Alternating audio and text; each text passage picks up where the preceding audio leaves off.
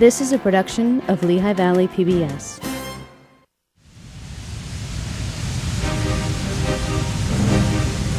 People that virtually risked their lives in this tremendous heat. You had things blowing up around you. It was like, oh my God, this is hell. That's steelmaking. Over more than a century, hundreds of thousands of men and women worked at Bethlehem Steel. When you start in a steel company, you're almost assured of a lifetime job. That provided all your needs and a lot more. Those workers gave their all to create some of America's greatest landmarks. Most of the great bridges and most of the great skyscrapers were built with the Bethlehem beam. Bethlehem Steel made the ships, tanks, and guns that helped win the world wars, while at home, the plant welcomed women to their force. So we were called pistol-packing mamas. Bethlehem prospered and grew into America's second largest steel company, but new competition was waiting in the wings. Some people could see the ship crumbling, but they're not going to tell that to the chairman. They saw that imported steel was cheaper. But eventually, a once mighty corporation could no longer stand. I never in my life would have dreamed that this plant in Bethlehem, Pennsylvania would have closed. Some promises of pensions and benefits came up empty. Now that they tell me I can't get my pension and go back there, that I don't like. But tough times in this old steel town have given way to a vibrant new community which celebrates its rich history as the home of Bethlehem Steel.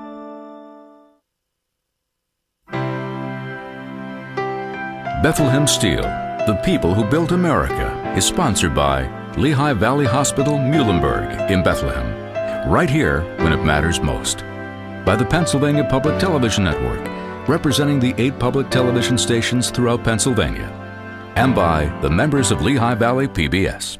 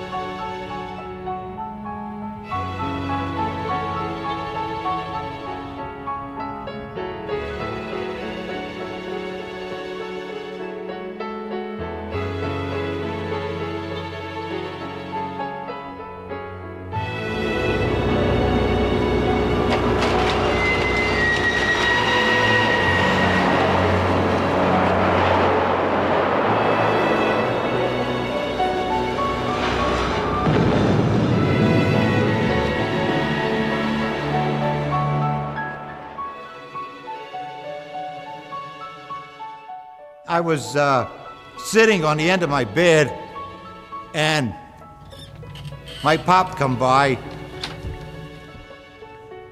and he asked me, what's wrong? And I told him, Pop, I says I couldn't sleep.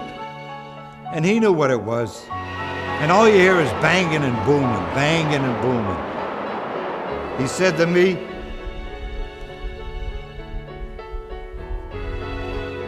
he says, Richie, he says, you be happy when you hear that banging and booming.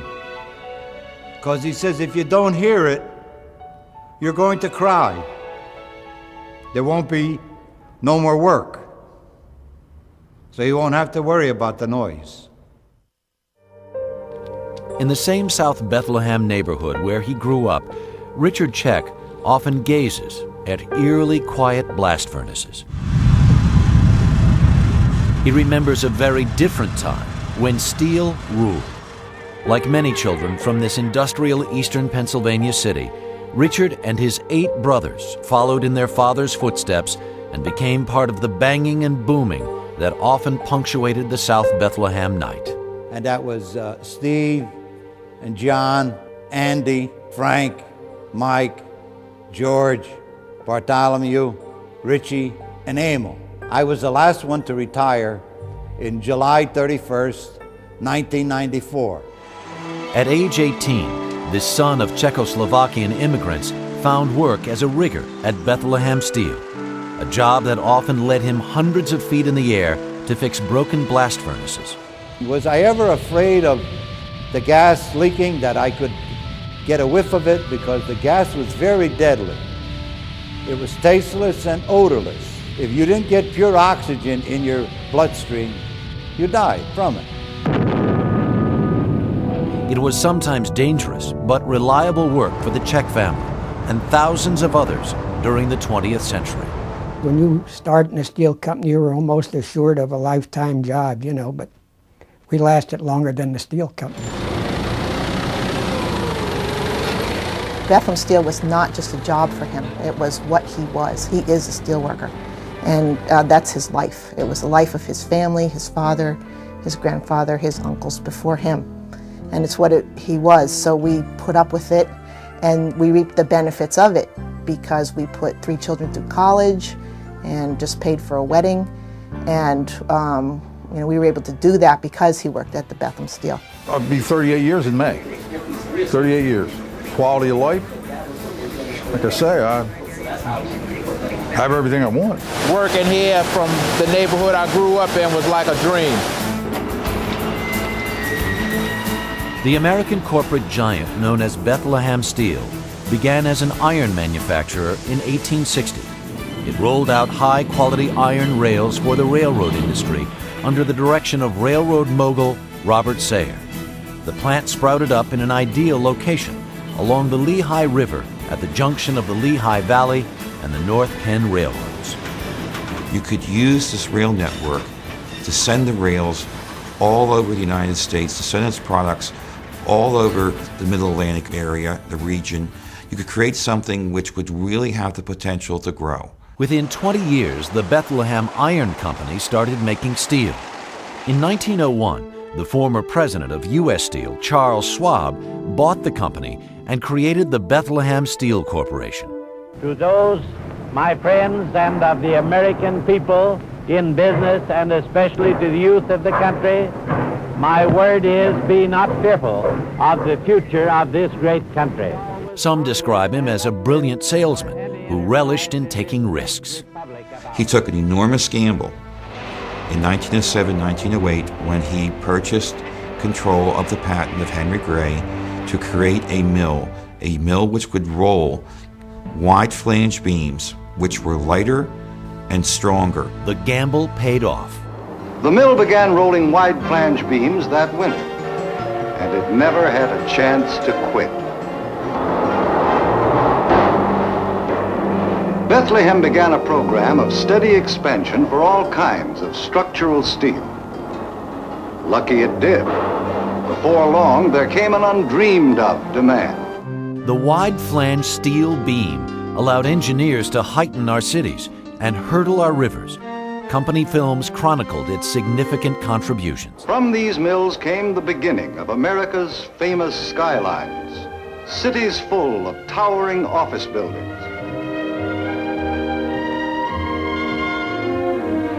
Factories, warehouses, lofts. Most of the great bridges and most of the great skyscrapers that were built within the first 4 decades of the 20th century were built with the Bethlehem beam. Including San Francisco's Golden Gate Bridge. Bethlehem, the major contractor, will build the steel towers and suspended span of the bridge. Huge sections, formed and temporarily assembled at the shops, are disassembled and shipped by rail to the Philadelphia docks. It takes miles of railroad cars to carry the steel for the towers and suspended span. At Philadelphia, the sections are loaded aboard ships of Bethlehem's Kalmar line for the long trip to San Francisco by way of the Panama Canal. And finally, through the Golden Gate into San Francisco Bay. Finally, on November 18, 1936, the closing members are lowered into place. The Golden Gate is bridged. Bethlehem Steel revolutionized building construction in America. It helped support landmarks such as Rockefeller Center, the George Washington Bridge, the U.S. Supreme Court building, and 85% of the New York skyline. In 1916, Schwab began acquiring steel mills along the East Coast. His growing empire was flourishing as he turned over control of day-to-day operations to his right-hand man, Eugene Grace. Grace is the person who took Schwab's vision and made it into a reality. He is the one who created the idea of Bethlehem and the steel. Not Bethlehem Steel, but the steel. The image of this all-powerful, all-engulfing corporation which shaped the way Bethlehem was going to develop during most of the 20th century. Many of the products made in this community helped America build America, transport America, and defend America. Bethlehem Steel continued its long-standing contribution to American defense during World War I. It beefed up its workforce to more than 37,000 at numerous mills and shipyards in Steelton, Pennsylvania, Sparrows Point, Maryland, Lackawanna, New York, and Massachusetts. 40% of the ammunition and 40% of the cannon on the Western Front came from this plant. World War I helped turn Bethlehem Steel into a mammoth corporation responsible for rolling out the symbol of a rising America, the wide flange beam. The company also virtually controlled the growing city of Bethlehem. They were also the sort of the patron saint of the town. Any time anybody needed anything, including the mayor and the councilman, they went hat in hand to Bethlehem Steel. As the company flourished, the promise of work lured thousands of immigrant families to Bethlehem. Joe Achando's parents came from Portugal. I think that they became a great company because they had diversified people, different nationalities. If a Hungarian worked alongside of a Slovak and he was going pretty fast, that hunky didn't want that Slovak to outwork him. He would work just as hard. People with the broad backs, the Slovaks, the Hungarians, the Italians, the Irish, the Germans. Where you had a community which had 30 or 40 different ethnic groups of different religious backgrounds, of different political persuasions, living together under the aegis of this great company. Despite their cultural differences, immigrants built a strong community where neighbors helped neighbors. Everybody always worked together. I mean, if you were building something, nobody got paid. You went and helped each other. If it was carpenter work or brick work or somebody knew something, or plastering work or whatever, roofing work, somebody was always there to help you. There are people with virtually no ambitions except to put in that hard day's work and go home and have a couple beers and just hope that their kids would have a better life. More often than not, those kids, like Vincent Brugger, would end up as hourly workers at the steel. In 1935, he followed his father's and grandfather's footsteps and joined the foundry staff. I expected I would work at the steel, yes, and had a desire to work there because I learned from their conversations that they were making history with the things that they were making. In the late 40s and 50s, Bethlehem Steel began recruiting in Puerto Rico. Guillermo Lopez's family was among the first searching for a better life in Bethlehem. They, for the most part, worked in the blast furnace, a hot place, or the coke works, the majority in the coke works, which was another hot place. So I guess the thinking was that people from Puerto Rico can handle the heat. Guillermo knew by the time he was 16 that he was heading for the steel.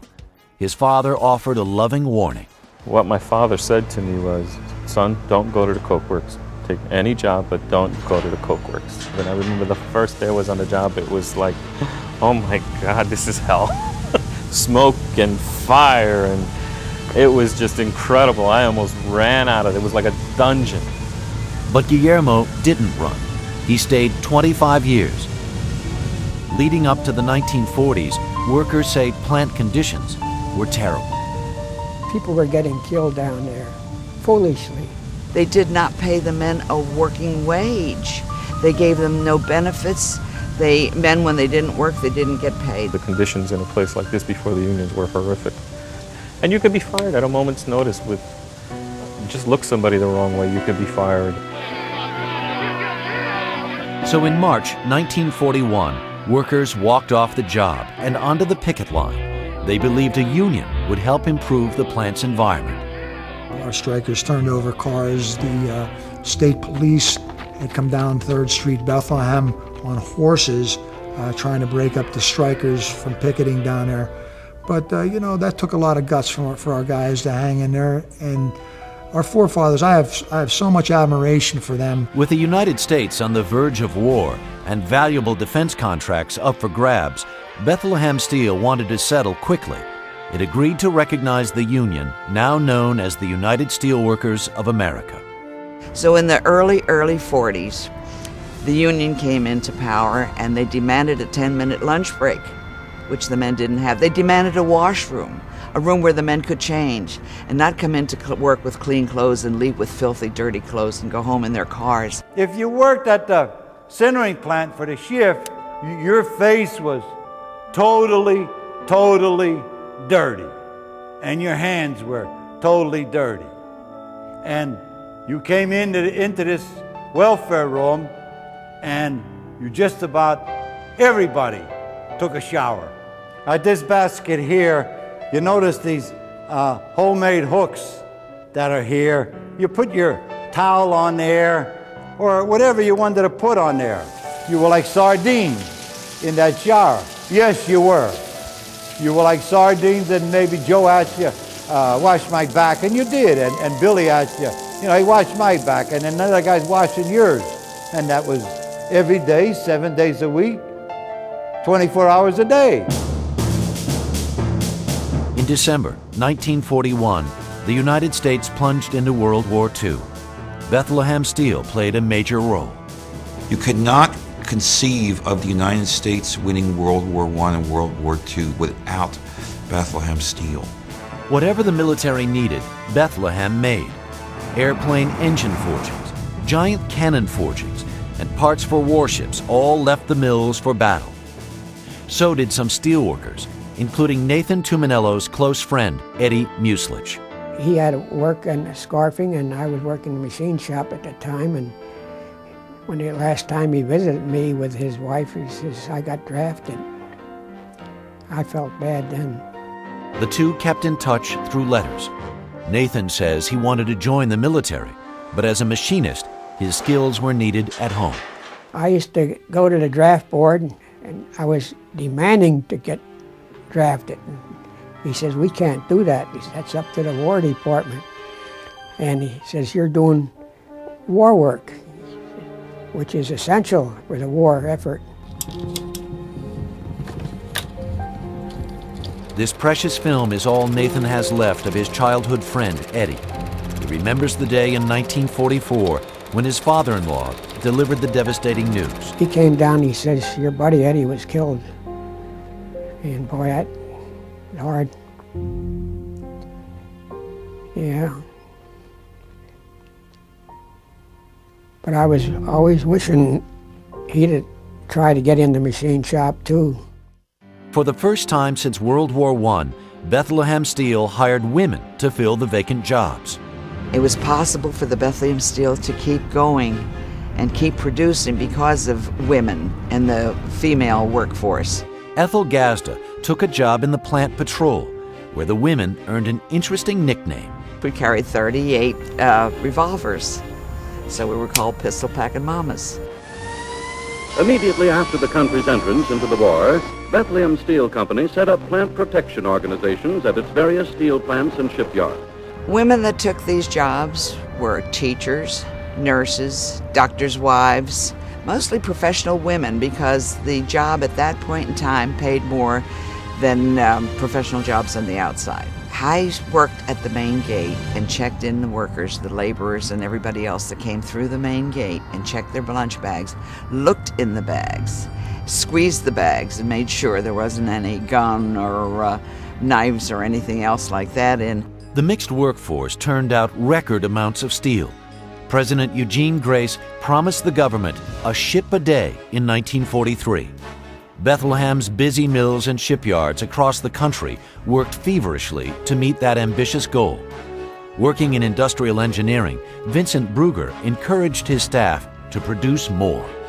I was able to develop friendships with a lot of men and impart to them the contribution that they were making, and in a sense, I guess, to feel that they were part of a great movement at the moment that might save our country. Bethlehem management made a worldwide report of progress when E.G. Grace, president, broadcast a message to the 300,000 men and women of Bethlehem, to all America, and by shortwave overseas from a destroyer at Staten Island. War needs ships. The United States production of ships has been a prime factor in turning the tide to victory.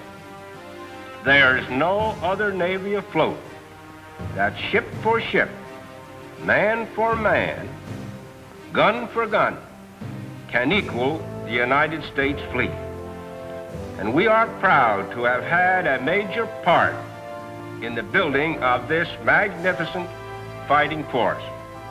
In 1940, Bethlehem Steel sales totaled $602 million, making it the nation's second largest steel producer. The company's top management and workers raked in huge bonuses. War created some of the best of times for Bethlehem Steel. Sweltering, filthy, and treacherous. That's steelmaking. It all begins in a scorching blast furnace where processed coal, known as coke, limestone, and iron ore mixed to create pig iron. From there, the process heats up. Cold scrap metal dumps into a basic oxygen furnace, followed shortly by a ladleful of fiery iron. The burning mixture seems to explode as a glowing shower of sparks rains down. Inside, a pipe blows oxygen into the furnace as the mixture blazes to a raging 3,000 degrees. Next, the molten steel is poured into molds or cast into slabs at some Bethlehem plants. Rolling mills press and shape the steel into bars, beams, rails, sheets, and much more. They would virtually risk their lives in this tremendous heat and the tremendous smoke and the tremendous pressure and the tremendous danger. Steel making was a dangerous job. And you had things blowing up around you when you didn't know that it was going to blow up, and you had to have one foot in another direction to get away from it. Well, my job was strictly an inspector in the beam yards. There's a lot to inspecting. You are responsible for the straightness of a bar.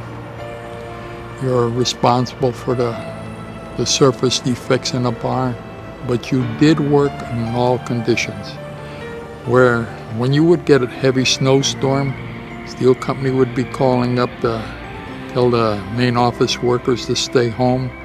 The production workers, they were asking them if they would come in to work. And the machines used to break down in the bitterest cold weather because the metal was brittle, you know, and gears would break.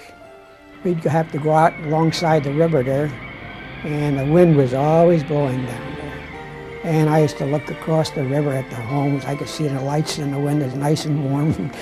From the numbing cold to the blistering heat. I was a molder, I poured hot metal. It would get so hot that when you sweat it, you got steam burns on your arms from the heat of skimming the molds. It was an interesting job, but not a good job. And once you got a job at the steel, you were supposedly set for life. And of course they hoped that they got jobs in the offices rather than down there in the coke works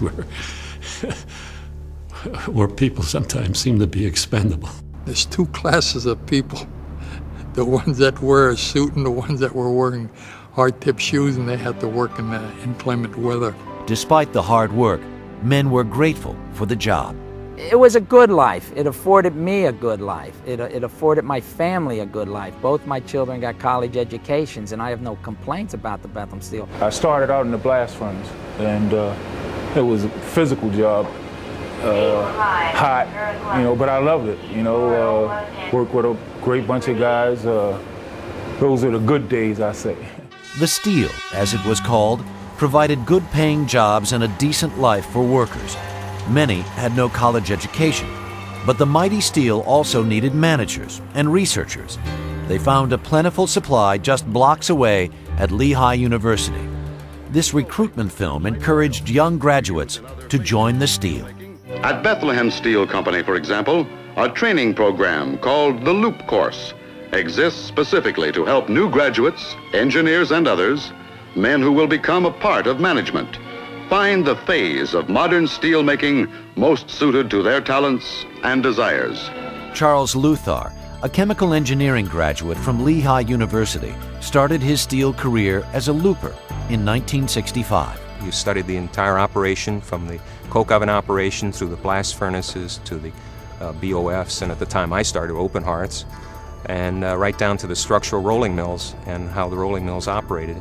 At the end of the 5-week loop training, Luthar started working in the coke ovens. At the coke oven division of the steel plant, many varieties of coal arrive from different mines to be blended. The blended coal is heated in ovens to drive off volatile matter, then discharged as metallurgical coke, the proper fuel for today's blast furnace.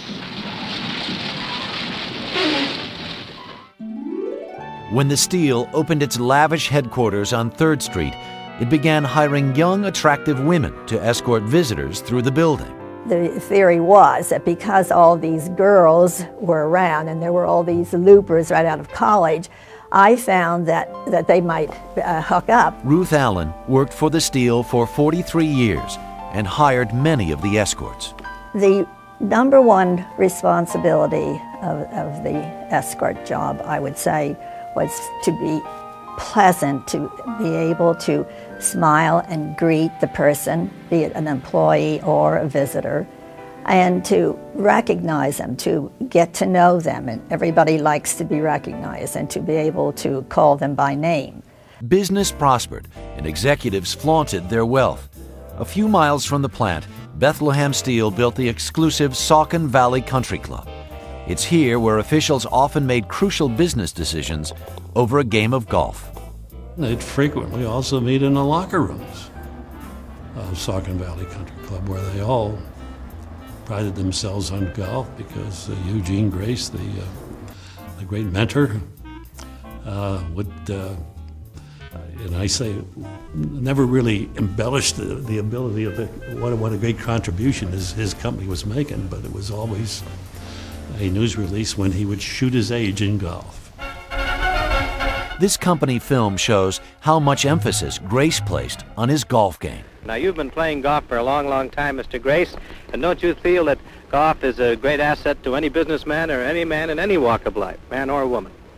I think it's one of the greatest developments in the field of sports and competition that we've come along with in this country.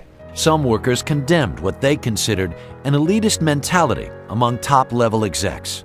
People have asked me to give a description what I would like to see or what kind of statue the Bethlehem Steel should put out in front of their company as a monument. And I tell people what they should do is they should have an executive with a golf club in his hand getting ready to hit the ball with 15 or 20 assistant executives standing behind him with their hands in his pockets. Because that's the big reason Bethlehem went down the tubes. Too many management people. Grace's golf game improved along with company profits. In 1958, the flourishing corporation owned 10 plants across the country, 13 fabricating mills, 10 shipyards, and 20 other manufacturing units. Domestic and foreign sales offices reached more than 50. Ships, roadways, oil rigs, government office buildings. This steel giant did it all, but the seeds for its eventual demise were already planted. It was a very insular board, and as the book points out, this probably was part of their problem. There was no You know, some people could see the ship crumbling, but you're not going to tell that to the chairman. Most never imagined Bethlehem Steel, this icon of American industry, could falter. In 1957, it employed 165,000 people across the country and produced 23 million tons of steel, double that of the World War II heyday. For the first 25 years after World War II, the United States was economically dominant in the free world. We had about 80 to 90% of the world's productive capacity in 1945, based upon the fact that France was damaged by the war, Italy, Japan, and Germany had been bombed flat, and the belief grew up is the most important thing is to keep the products rolling. We can always find a market for them. Beginning in the 50s, Bethlehem found that new market in the growing suburbs. We are self-sufficient in the suburbs, and we like it. That fact has built us a new skyline. A skyline of low horizontal proportions, of bold colors and designs, of new imaginative interiors, and of structural steel. From the outside, it seemed Bethlehem had a bright future until the 1959 nationwide steel strike halted production. I think really the crux of Bethlehem's problems today started back in 1959 with the strike that lasted 117 days. I think that set the tone then for the way Bethlehem operated from that point on. 500,000 steelworkers walked off the job in July of that year. The strike silenced plants owned by 11 steel companies in the United States. Vice President Richard Nixon helped negotiate a deal that gave workers a 41 cents an hour raise, expanded pension and health benefits, and offered a generous vacation package. Some credit this deal with improving a steelworker's quality of life. They could now send their children to college and move to the suburbs. I think it also influenced the way Bethlehem management approached the union, because they recognize the union as a significant force now in impacting their operations. The next time that a contract came up, the company took a more serious look at the union, and they gave us more respect when it came to negotiating. But that contract and future deals may have contributed to Bethlehem's eventual fall. To pay for the high cost of these new employee benefits, steel management nationwide raised steel prices. The federal government investigated alleged price fixing. Some people, some high executives were wakened up late in the night by the FBI to be quizzed on whether they talked to so-and-so. In other words, after the steel contract was signed, Bethlehem didn't go up alone on price. Every steel company in the country went up. So there must have been collusion there. And they won't call it collusion. Steel makers will still call it the facts of life. We had to pay the union. Those higher steel prices opened the door for cheaper steel imports from the rebuilding countries of World War II. People that we had bombed to submission, the Germans, the Japanese, and we're now coming out with new plants. They were able to start from scratch and adopt the new technology and get a jump on the long-established American companies which had billions of dollars investment in existing plants. Whenever Japan made a profit, they put it back into their company. Bethlehem Steel put it in their pockets. After the 50s here in this plant, there wasn't a whole lot done towards reinvestment and changing, And if they would have continued doing what they did in the 30s and the 40s, I believe this plant would still be running. 315, Joe, on the money, babe. That's good. On the money, babe, has the ring of pride and confidence. But that's how you feel when you set the pace for the whole industry. Some believe an attitude of superiority prevented the company from adapting. One of the most powerful presidents was a president of operations. And we had the best open hearth system of any steel company in the world, and we can make steel better than anybody else, so why should we change? Here you have a group of execs, one of the highest paid groups in the 1960s. This group that inherited Bethlehem and its rich history was a group that thought that life in the future would be pretty much the same as life in the past. But that proved not to be the case. Bethlehem Steel was about to meet its greatest competition yet. In the late 1950s, early 60s, the emergence of the mini mill became a threat for Bethlehem Steel. Mini mills could be constructed for just several $100 million instead of several $1 billion. Mini mills produced cheaper steel by melting scrap metal and through a process called continuous casting, where you could make shapes, coming right from the furnace. Engineers are working on new developments, continuous casting of slabs and billets, to bring even greater economy to basic steel making. Historian Lance Metz says Bethlehem Steel tried this less expensive and quicker practice, but never followed through with it. It wasn't cost effective at the time. Continuous production is the engineer's objective today. We might not need a continuous caster for 20 years. We have to make profits for our stockholders during that 20 years. And then all of a sudden, in the late 70s, these terms or these trends which had been building up since the 1950s hit with a start. And the company came very, very close to bankruptcy. And then from that point on, the company really, really never recovered. But Bethlehem continued making profits and expanding. In 1962, it opened a huge integrated steel plant in Burns Harbor, Indiana. It produced sheet and plate steel for the Midwest automobile industry. But foreign companies continued dropping cheaper imports on U.S. shores. Not all hope was lost, however. Bethlehem won major contracts for projects like New York's Madison Square Garden. In the 60s, Bethlehem tried to reinvent itself as the new Bethlehem Steel. This promotional film touts a high-tech business, setting trends in the industry, but not enough had changed. The new Bethlehem Steel is 130,000 eager people with a purpose. Over Narragansett Bay at Newport, Rhode Island, Bethlehem ironworkers made engineering history when they erected the first suspension bridge anywhere in the world with shop-fabricated parallel wire strand. This dramatic new concept of bridge building is a product of the new Bethlehem Steel. The new Bethlehem Steel that was portrayed in their promotional films that were shot during the early 1960s probably earned Bethlehem Steel an A in public relations. Their performance in later years, as the facts clearly reveal, demonstrates that they earned an F in economics. Despite the claims, Bethlehem had not updated its operations, and in the late 60s, it was about to be dealt a painful blow. One of the great symbols of the potential decline of the American steel industry was the construction of the World Trade Center. They were the low bidder on building the Twin Towers in New York. They outbid U.S. Steel, their main rival. And there was cheering of all sorts about that. And suddenly the Port Authority said, hey, this bid is too high.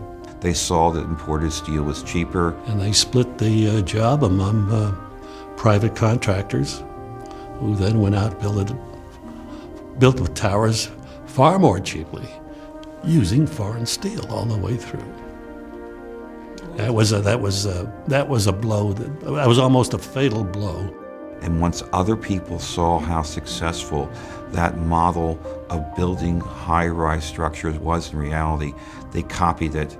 And that was the beginning of the end for these big companies' dominance in the structural steel market. The 1970s brought a series of changes to the Bethlehem plant. One of them, Jean "Honey" Brugger. I was the first girl since World War II to go back out into the plant and put on safety equipment. As a member of the Industrial Engineering Department, Honey was the first of a wave of women to re-enter the plant, and that bothered some men. A lot of men felt very threatened by it, I think.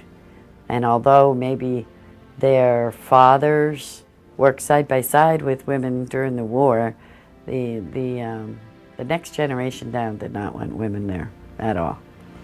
And the men made it known she wasn't welcome.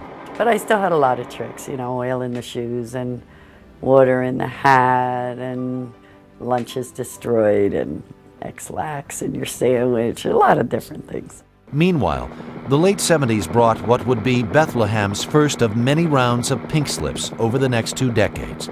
The company restructured and tried to innovate. The new methods that should have been explored and tested and eventually implemented as Bethlehem moved into the decade of the 1970s were not manifest until the 1980s. 10 years later. And 10 years later means catch-up. Too little, too late. Bethlehem couldn't compete with the mini-mills. Why? Many blame expensive union contracts promising generous medical benefits and pension plans for tens of thousands of retired workers. No matter how efficient you are, you're having to deal with costs that somehow have to find their way into product pricing. Within the plant, animosity grew between the union and management. Some believe workers demanded too much. Some of the contracts were outrageous. And on the other hand, the steel management was under tremendous pressure by government to settle too. They don't want any more strikes. So they were caught. They were caught in the middle.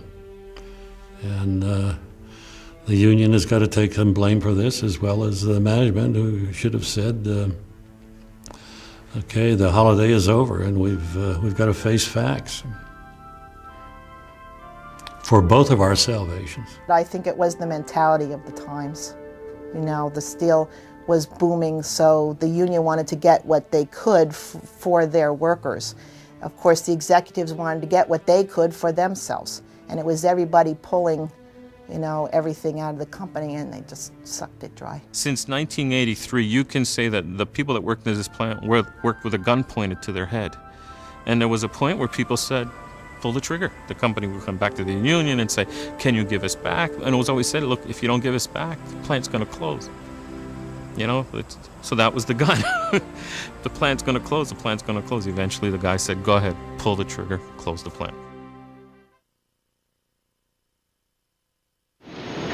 Today the sparks go out. November 18th, 1995, the end of the road for the South Bethlehem plant. This home video shows the last ingot mold pouring. 2.5 years later, on March 28, 1998, the last remaining operation ended in South Bethlehem as the coke ovens were turned off. The plant that helped build America, bridge America, and defend America sat silent.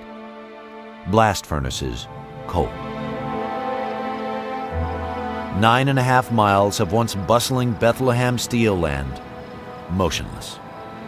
Thousands of workers and supervisors forced to look for work. I never in my life would have dreamed that this plant in Bethlehem, Pennsylvania would have closed. Never in my wildest dreams.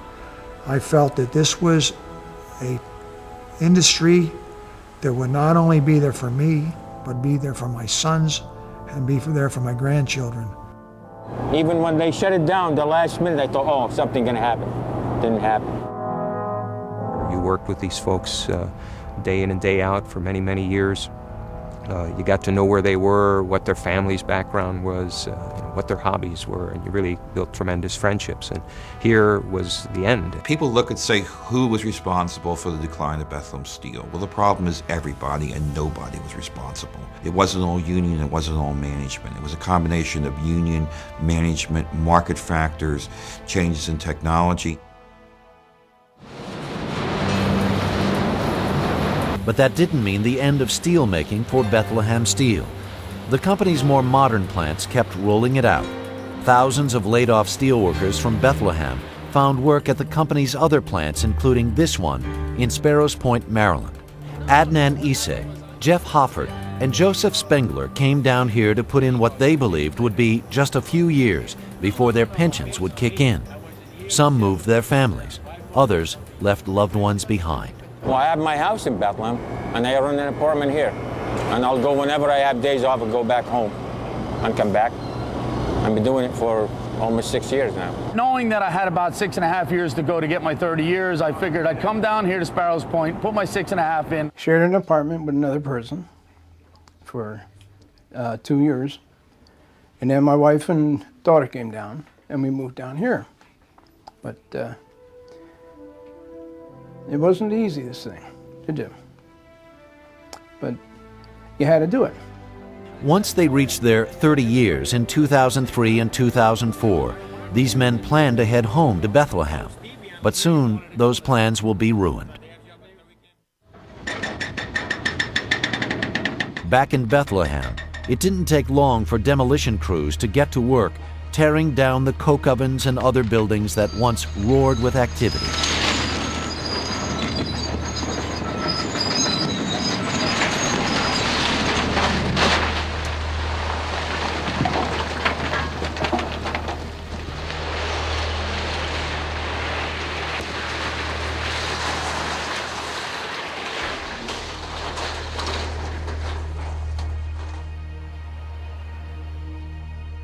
The old Bethlehem Steel is dead. We're in limbo right now, and a new company is going to come out the other end. And if we're willing to change, the new Bethlehem Steel can live long and prosper. Change. That's what CEO Steve Miller believes Bethlehem didn't do. It's resistance to change. This company very much has enjoyed being at the very top of American industry going back 40 or 50 years, and has been slow to realize that the world has changed. In fall 2001, Miller, credited with helping bail out a struggling Chrysler Corporation, took over the frail Bethlehem Steel. At the time, 13,000 employees worked at operations in Burns Harbor, Indiana, Sparrows Point, Maryland, Steelton, Pennsylvania, and the Lukens Division in Coatesville, Pennsylvania. We also were a company that had 300,000 workers in World War II. Today we have perhaps 6 retirees for every active worker, and it is just impossible for us to both meet our obligations to our retired workforce and have the capital left over to invest to grow the business going forward. In late 2001, Bethlehem Steel filed for Chapter 11 bankruptcy protection.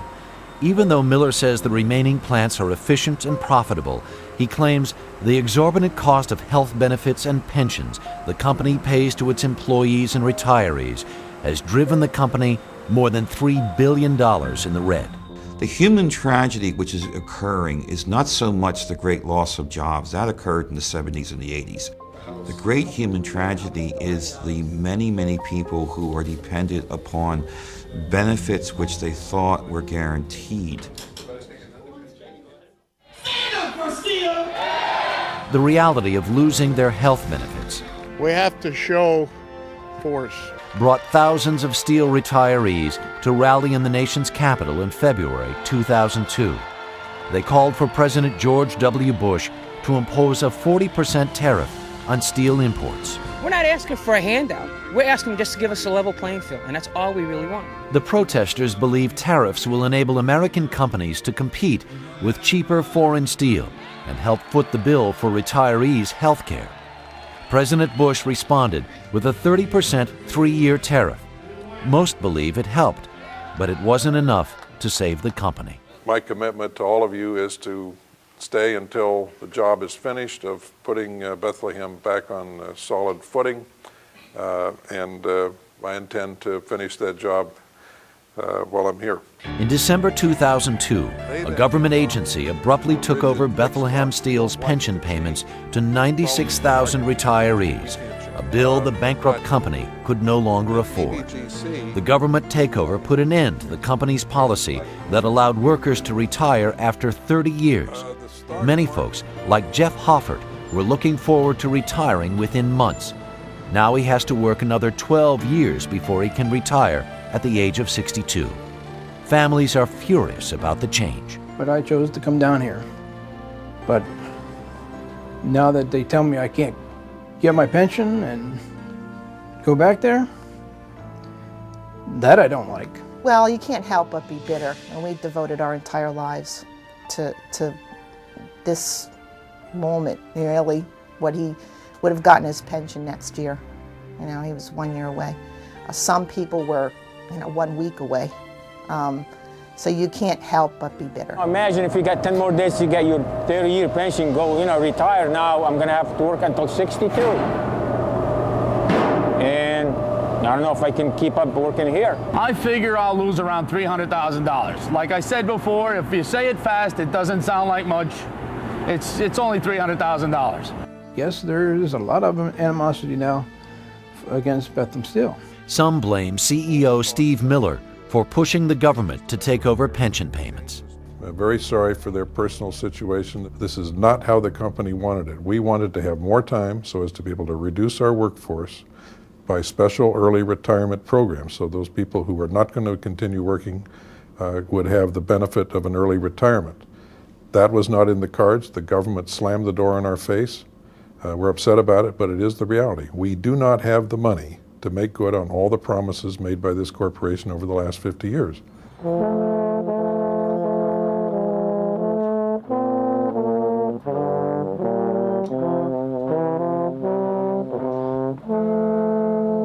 The old steel town of Bethlehem had fallen on tough times after the plant closed, but the Christmas city of 70,000 has rebounded.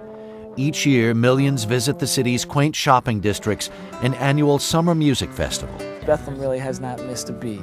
You know, we've got a lot of former steel workers here. We've got sons and daughters of steel workers, and the steel's gone into history, but the city has actually prospered and taken on a new life beyond steel. When we really think about this site, I think it truly does describe what has gone on over the last century. In 1999, Bethlehem Steel broke ground on Bethworks, a mega recreation and shopping destination using many of the plant's historic buildings. $8 million of state and federal money improved the infrastructure and funded new roads, streetlights, and park benches. The Smithsonian even announced plans to construct a museum of American industry on the site. Some steel land has been turned into an intermodal commerce center, while other portions have given rise to centers for growing high-tech companies. A steelworker's son, former Mayor Don Cunningham, oversaw much of the city's revitalization during his 7 years in office. My job has been to preserve what we can and reuse what we can so that the generations of tomorrow in Bethlehem have job opportunities that the past generations had, and that the city has a strong and vibrant economy like it did for the last 120 years. While many focus on Bethlehem's future, the rusting blast furnaces keep folks from forgetting the past. When they dig out our ruins, the story about the steel industry will be a case study on how a civilization possibly failed. Failed from the viewpoint of sticking to conventional methods for too long, believing that this country could not exist unless we had the steel companies to produce the very vital product that made this country run. It's sad too, because Bethlehem Steel was a giant, and you knew if you worked for a place like that you were pretty much set for life, and you bought your homes and you put your children through college because of Bethlehem Steel, and there was pride in that. And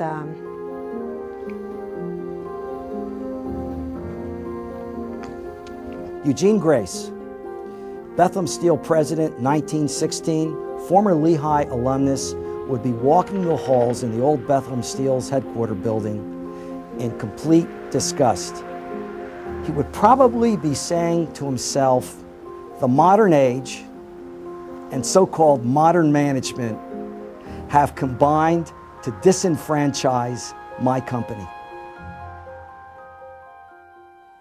While the city moves forward, it hasn't lost touch with its past. In the shadow of the blast furnaces, a steelworkers' memorial lists thousands of names. In the center, a bronze statue of a steelworker hoisting an I-beam. Visiting the memorial triggers waves of memories for former workers. When I'm down there and see the smokestacks of the blast furnace without any production, I just feel very sad, because I know that many of my friends, many of my men have worked there, and are just brokenhearted when they look at it. it's just really hard to imagine that a company like Bethlehem Steel that you read about, I read about in my history books, it's just gone, like it never happened. You go out the back of my house, on my back porch, and you look at the skyline, you can't believe it, that there's no smoke coming out, or no burning bleeder where the gas was being burnt and going up in the atmosphere. I still can't believe it, that it's gone. It's gone forever, and it's not coming back.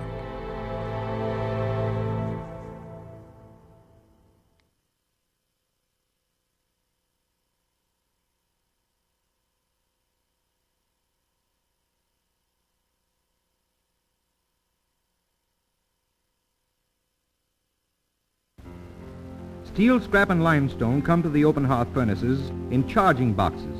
The next step is the introduction of the molten pig iron. To get it into the furnace, a spout is placed at the charging door. And there, just above the charging machine, timed to the minute, is that transfer ladle with a charge of molten pig iron. The charge soon melts. And then occur the chemical reactions which result in the partial purification of the iron and its conversion into the type of steel desired. Between 8 and 9 hours are required to complete a heat. At various intervals, samples of the metal are extracted from the furnace. When cooled, the melter sends the fractured samples through the pneumatic carrier system to the laboratory 1.5 miles away, where they are analyzed almost immediately. The results of these analyses are transcribed electrically on a chart in the open hearth department with this clever machine. A message takes form to indicate that the heat is ready to be tapped. The tapping platform is at the rear of the open hearth furnace. On the ground below, ladles are in position directly beneath the tap hole of every furnace. At the side of the large ladle is a smaller ladle or slag ladle. Getting underway to tap the heat, workmen clean out the refractory line trough, and a few well-directed blows with the bar punches out the clay plug at the hearth line. Out flows the molten metal, which is steel.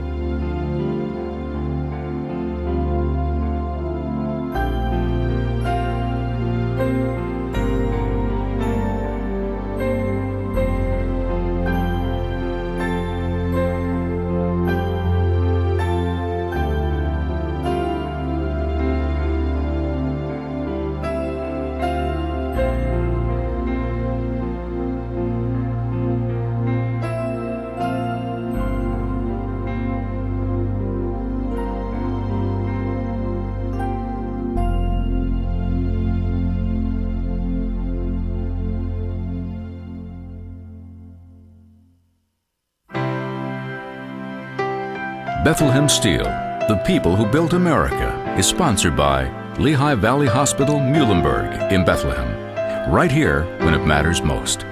By the Pennsylvania Public Television Network, representing the 8 public television stations throughout Pennsylvania, and by the members of Lehigh Valley PBS.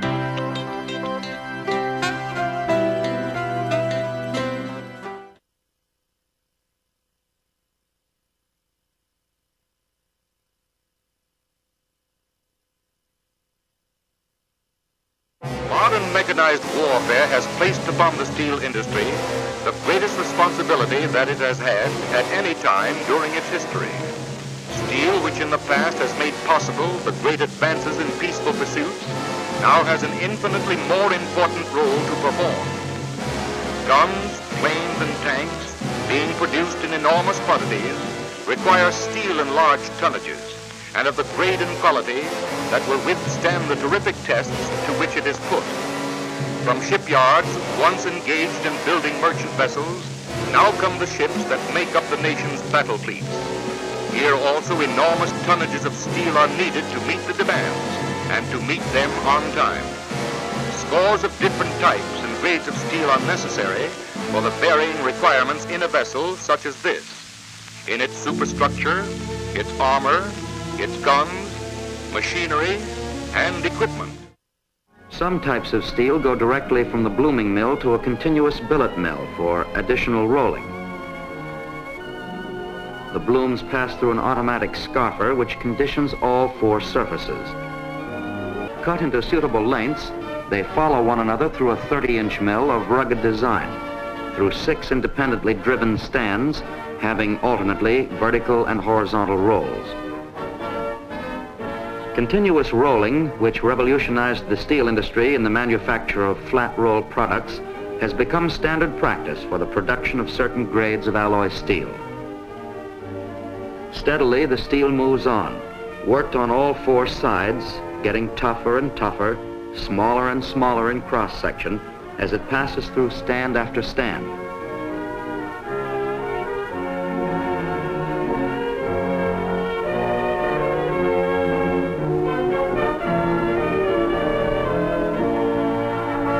Emerging from the mill as 4 by 4-inch billets, some of the steel continues along the run table to pass through another continuous mill. Both billets and blooms, which are to be rolled to smaller sizes, are first surface conditioned. Chipping removes defects which have been revealed by pickling and spotted by careful inspection. The grinding method may be used if the surface is to be thoroughly conditioned for re-rolling. Another method is billeteering. Cutters in the revolving head of this powerful machine gouge away the surface, leaving only suitable metal.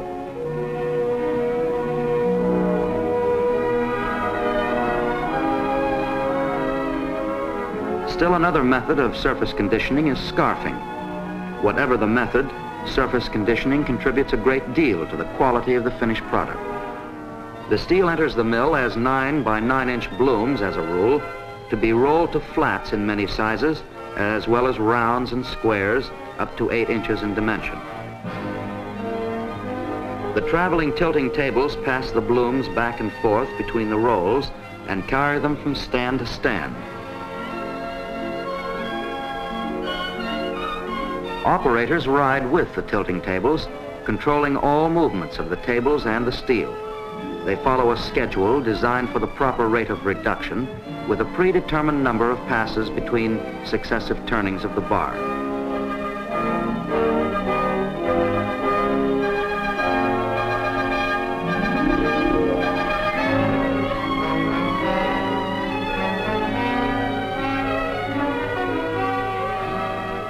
It's under control all the way. As the steel emerges from the last stand, the head roller inspects the surface and checks for size.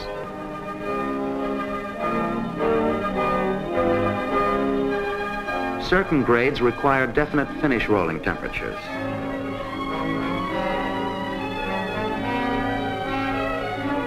Finally, the steel is cut to length by the hot saw.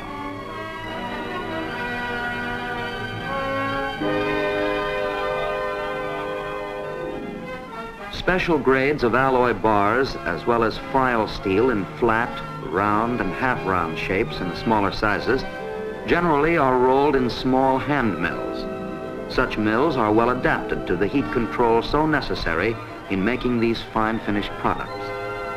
It takes alert and skillful men to keep the red-hot bars moving through the mill.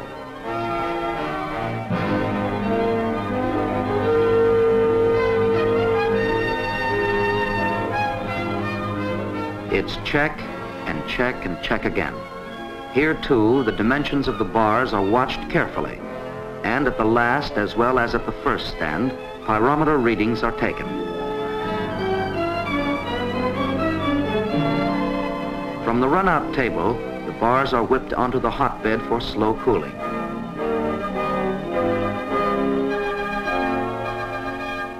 Then they are sheared to length, and samples are checked for such things as surface condition and decarburization.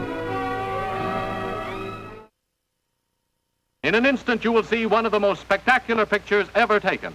The interior of an electric furnace as the arc crackles and thunders through the charge of scrap metal.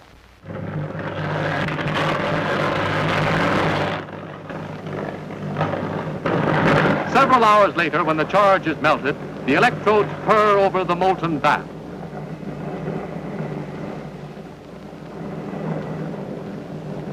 Special precautions are taken to eliminate impurities. The first, or oxidizing slag, is skimmed from the bath. Then a second slag is made up. making adjustments to keep the oxides in the bath at a minimum. Thus, alloying elements such as chromium, subject to oxidation, may be added accurately and without appreciable losses. In making stainless steel, ferrochromium is added in small measured amounts at frequent intervals over a period of several hours. Sufficient time is allowed after the last addition to assure thorough mixing before the furnace is tapped. Slowly the furnace tilts, and out comes another 25 tons of USS famous 18-8 stainless steel. Note how these ingot molds are filled. The molten steel flows into a funnel which carries it down to fill the mold from the bottom instead of the top. This is the steel of the chemical industry. Streamlined trains, kitchens, architectural trim, laboratories and hospitals. Used wherever a highly polished, acid and rust-resisting surface and high strength is desired. That glowing cavern rising before you is the hungry mouth of a Bessemer converter, chief actor in one of the greatest shows in steel. This is the transfer ladle, filled with molten iron. It tips its charge into the converter. Briefly, oxygen in the air, which is forced through holes in the bottom of the converter, combines with the carbon in the molten metal. This forms a gas escaping in the brilliant flame, which has become at night the familiar landmark of steel. You could almost hear the builders saying, "Yes, we can do it now, but where's the steel coming from?"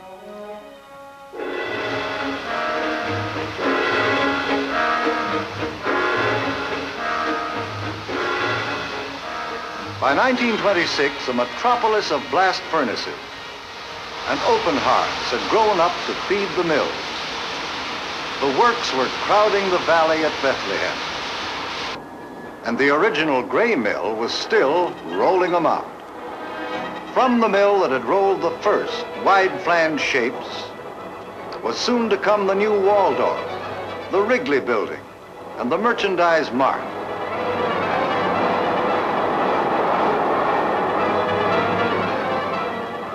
Bethlehem added a second and then a third wide flange mill and started another round of expansion.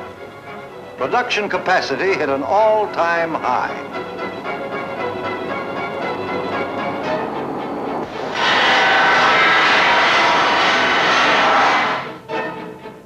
This was Bethlehem's response to "Where's the steel coming from?"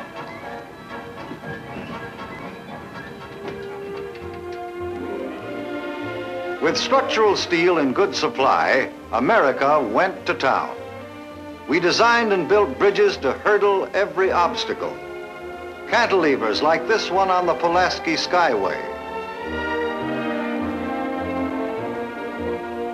Serviceable jobs like this Tie Arch Bridge in New England.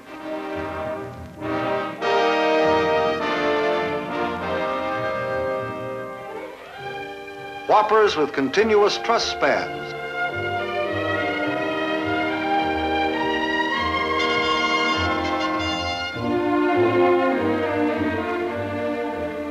And tucked away under highways across the country, in overpasses and viaducts, thousands of those big wide flange beams that go on serving unnoticed year after year after year. But all these were mere approaches to Bethlehem's big bridge wonders of the modern world, the Chesapeake Bay. Here are 5 bridges in one: plate girder, beam span, truss, cantilever, and suspension. 4½ miles of structural steel. George Washington Bridge, an 8-lane necessity to the commuter. To visitors, a world wonder in a city of wonders. And the Golden Gate, a 4,200-foot continuous span of steel that bridges a giant arm of the Pacific Ocean. Bridges like this would only be dreams were it not for structural steel. To builders and taxpayers, they are lighter and less costly, thanks to wide flange beams. The steel industry has brought the efficiency, construction speed, beauty and permanence of the skyscraper to your butcher, baker, and television dealer. The shoppers say, by their crowds, they like it. Not only the suburbs, but your old hometown is probably boasting the new skyline too. Industry is going out from the cities and taking along its benefits and good habits.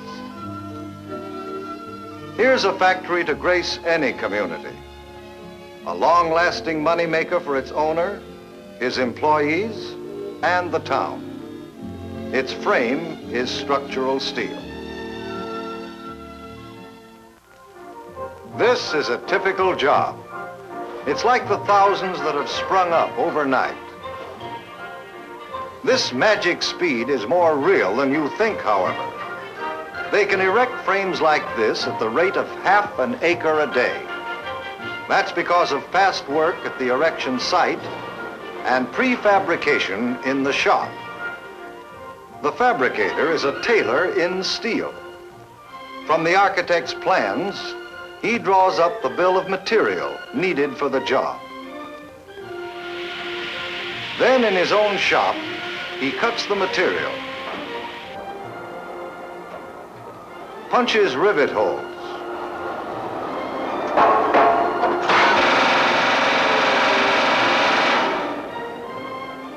assembles rivets and welds. And then he wraps it up for shipment to the erection site. The precision job done by the fabricator is half the reason why steel frame structures go up fast. And the rest of the job, erection, is faster now too. The credit goes to high-strength bolts. High-strength bolts may be used instead of rivets. There is less safety hazard. They stay tight, and they're economical because they're faster. And because of the versatility of structural steel, stores, factories, and warehouses are now available in prefab form. These heavy-duty do-it-yourself kits can be adapted to house anything in the world.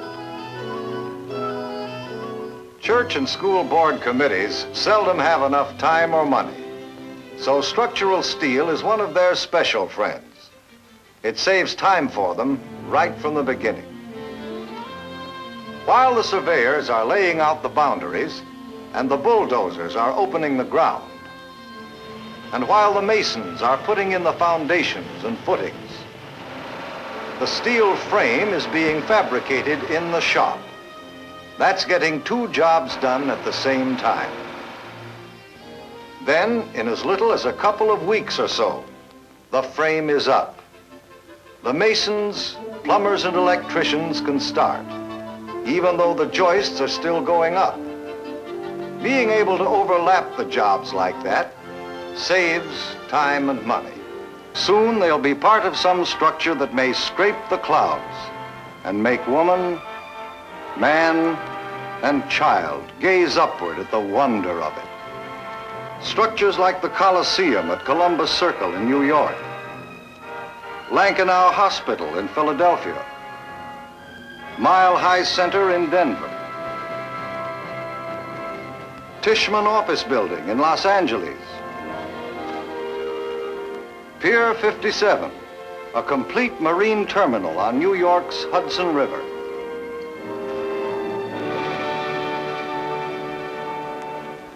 Architects, builders, and fabricators use structural steel for their greatest expressions. Giant bridges and skyscrapers like this one. But the greatest of all these are yet to come. The building of new skylines to replace the old has only begun. A share in this exciting future will come to those who best supply the dreamers. Those who fashion with space and light, glass, and structural steel. If it is made of steel, the chances are that Bethlehem makes it, or provides the steel for those who do.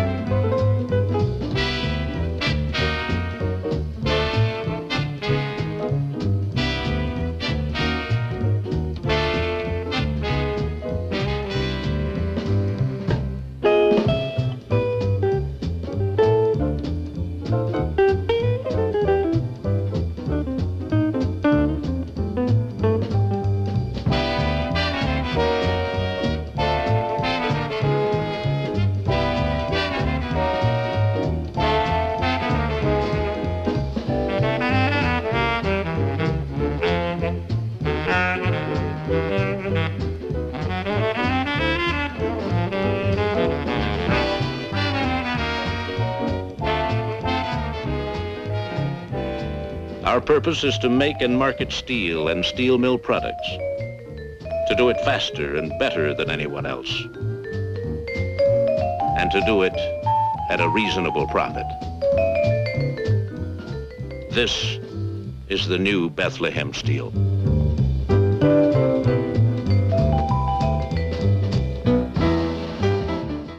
For over 90 years, the people in Bethlehem have turned out steel for the nation and the world. We gave industry high-speed tool steels. We made steel for our nation's defense. And we changed the face of America with buildings that touch the sky.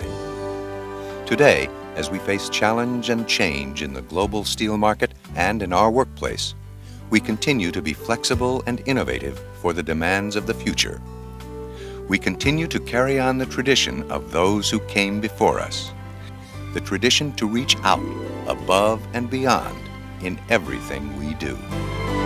There comes a moment in everyone's life, there comes a moment in time, when you come to a river you just have to cross, or a mountain you just have to climb.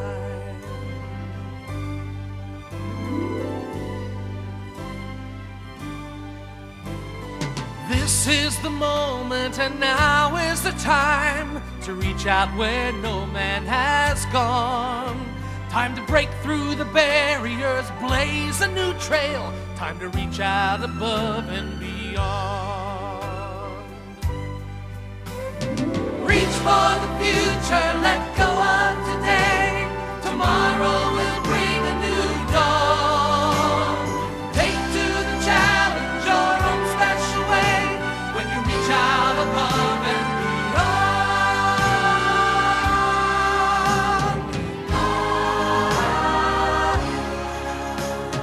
There comes a moment in everyone's life, there comes a moment in time, when the future will open a whole new frontier and you reach out above and beyond.